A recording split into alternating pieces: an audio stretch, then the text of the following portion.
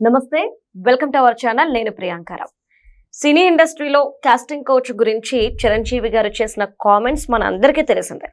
అయితే ఇవి వైరల్ అవి ఇప్పుడిప్పుడే సమస్య సద్దుమణుగుతుంది అనే టైంలో తమ్మారెడ్డి భరద్వాజ్ గారు బాంబు లాంటి వార్త పేల్చారు. మరి ఏంటి ఆ వార్త? ఒక్కసారిగా సినీ ఇండస్ట్రీ ఎందుకు ఈ మాటల మీద అంతలా ఉలిక్కి పడుతుంది? మరి దీని గురించి ఈరోజు డిస్కస్ చేద్దాం. మనతో మాట్లాడడానికి సీనియర్ జర్నలిస్ట్ సిఎస్ రావు గారు ఉన్నారు. ఆయన అడిగి తెలుసుకుందాం. నమస్కారం సార్. నమస్తే. తమ్మారెడ్డి భరద్వాజ్ గారు ఏవైతే సినీ ఇండస్ట్రీ మీద కామెంట్స్ చేశారో ఈ రోజు మొత్తం అందరూ కూడా అంటే సినీ పెద్దలందరూ కూడా ఉలిక్కి పడుతున్నారు. ఏంటి ఇలాంటి కామెంట్స్ చేశారు, ఈయన ఇంత బాంబు లాంటి వార్త ఎందుకు పేల్చారు అని. అసలే చిరంజీవి గారు మాట్లాడిన మాటలు మంటల్లా రాసుకుంటూ ఉంటుంటే ఈ టైంలో భరద్వాజ్ గారు ఈ మాటలు, ఏం జరుగుతుంది సినీ ఇండస్ట్రీలో? క్లియర్గా చెప్పారు భరద్వాజ్ గారు ఏం జరుగుతుంది సినిమా ఇండస్ట్రీలో. ఎందుకంటే తమ్మారెడ్డి భరద్వాజ్ గారు మిగతా చాలా మంది లాగా మాట్లాడరు. ఆయన ఆచితూచి మాట్లాడతారు. సినిమా డైరెక్టరు, నిర్మాత ప్లస్ వామపక్ష భావజాలం ఉన్నటువంటి వ్యక్తి బేసిక్గా. కాబట్టి సినిమా ఇండస్ట్రీ మేలు, సినిమా కార్మికుల మేలు, అలాగే టాలీవుడ్ మేలు గురించి మాట్లాడతారు ఆయన. అంతే తప్ప ఎట్లా పడితే అట్లా మాట్లాడరు. ఆయన మాట్లాడాడంటే ఖచ్చితంగా దాని మీద ఇంపాక్ట్ అనేది ఖచ్చితంగా ఉంటుంది. ప్లస్ ఆయన మాట్లాడే దాంట్లో జెన్యూనిటీ ఉంటుంది.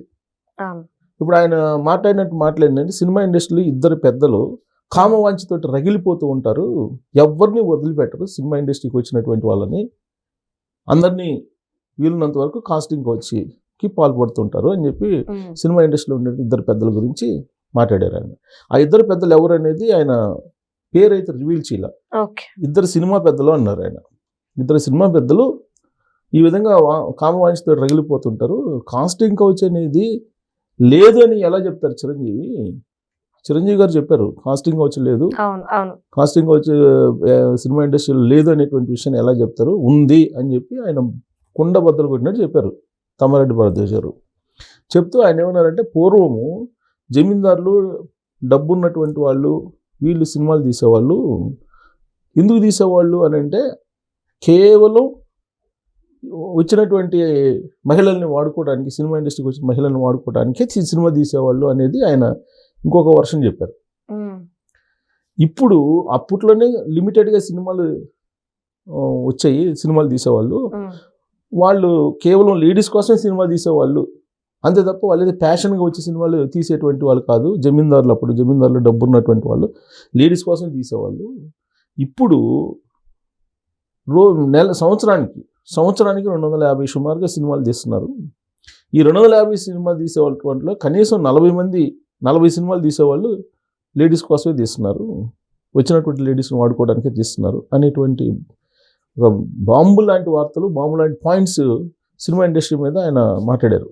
ఆయన సినిమా ఇండస్ట్రీ కదా, ఆయన కీలకమైన పదవులను కూడా నిర్వహించారు. మా అసోసియేషన్లో కానీ, తర్వాత ఫిల్మ్ ఛాంబర్లో కానీ, వీటన్నిటిలో కూడా ఆయన ఆ ఈక్వేషన్ తీశారు. 40 సినిమాలు 250లో 40 సినిమాలని కేవలం లేడీస్ కోసమే తీస్తారు, అప్పుడు జమీందారులు తీసినట్టు. ఇక మిగతా వాళ్ళు వచ్చినటువంటి లేడీస్ని వీలున్నంత వరకు వాడుకోవడానికే ప్రయత్నం చేస్తుంటారు. కాబట్టి ఇన్ని నిజాలను పెట్టుకొని చిరంజీవి గారు కాస్టింగ్ వచ్చి లేదు సినిమా ఇండస్ట్రీలో అని చెప్పి ఎలా అంటారు అనేది ఆయన ప్రశ్నిస్తూ ఆయన హయాంలో లేదు అని చెప్పి చెప్తున్నారు. ఆయన హయాం ఏంటో నాకు తెలియదు అన్నాడు, సెటైర్ వేశారు. ఆయన హయాం అంటే ఏంటో అనేది నాకు తెలియదు అంటే తెలియకున్నట్టు ఉంటుంది. ఇప్పుడు వీళ్ళిద్దరు సమకాలీకులే కదా, ఆల్మోస్ట్ సినిమా ఇండస్ట్రీకి వచ్చి ఒకే అయి ఉంటుంది. అంటే తన హయాం లేదో అద్భుతంగా ఉన్నట్టు, ఇప్పుడు కాస్టింగ్ వచ్చి ఉన్నట్టు ఆయన మాట్లాడినటువంటి దాన్ని నేను వ్యంగ్యాస్త్రంతో ఆయన హయాం ఏంటో నాకు తెలియదు అని చెప్పి ఒక సెటైర్ వేశారు. ఇది ఎందుకు చర్చకు వస్తుంది అని అంటే, కాస్టింగ్ కౌచ్ విషయంలో చిరంజీవి గారు ఆయన success meet Manashankar Varaprasad success మీట్లో మాట్లాడారు. కాస్టింగ్ కౌచ్ లేదు సినిమా ఇండస్ట్రీలో. ఎందుకు మాట్లాడారు, సందర్భం ఏంటో ఎవరికీ తెలియట్లా. ఆయన కాస్టింగ్ కౌచ్ లేదు అని చెప్పేసి మాట్లాడారు. ఒక గోల్ పెట్టుకొని ఆ గోల్ దిశగా వెళ్ళేటువంటి వాళ్ళకి కాస్టింగ్ కౌచ్లు ఇవన్నీ పని అసలు ఏమి ఉండవు అని చెప్పి, అది అబద్ధం అని చెప్పేసి సింగర్ చిన్మయి బయటకు వచ్చి మాట్లాడారు. దాంతో చిరంజీవి వర్సెస్ సింగర్ చిన్మయి అన్నట్టుగా ఈ కాస్టింగ్ కౌచ్ బయలుదేరింది. కాస్టింగ్ కౌచ్ గురించి గతంలో కూడా చర్చ జరిగింది.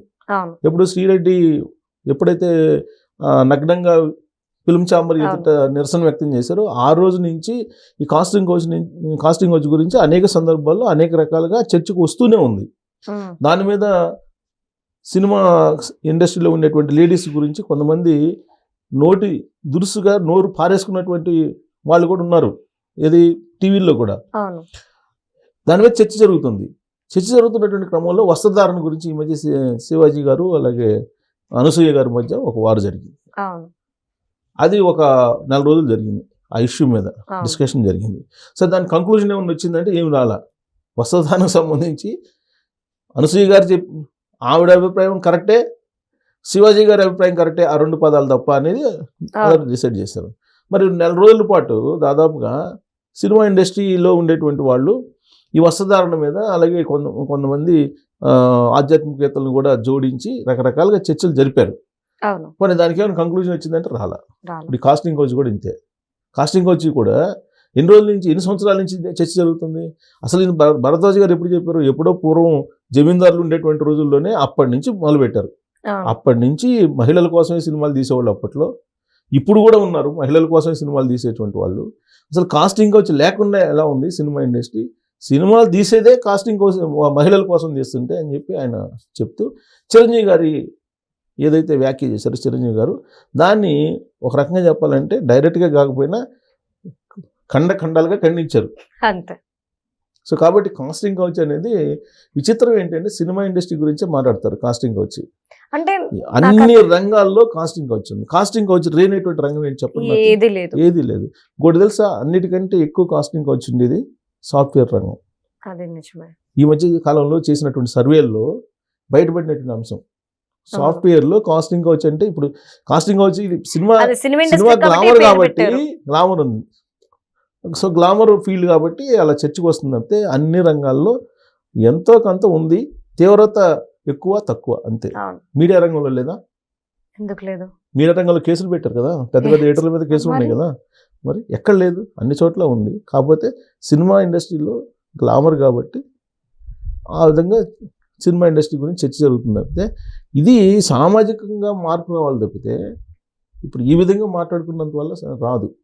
చిన్నప్పటి నుంచి మీకు పాఠ్యపుస్తకాలు లేదంటే బాల్యం నుంచే ఒక మహిళలను ఎలా గౌరవించాలి, అక్కని ఎలా చూడాలి, చెల్లెలను ఎలా చూడాలి, తోటి మహిళలను ఎలా, వాళ్ళ పట్ల ఎలా ఉండాలి, ఇవన్నీ సామాజికంగా స్కూల్ లెవెల్ నుంచే రావాలి. అది మాట్లాడాలి.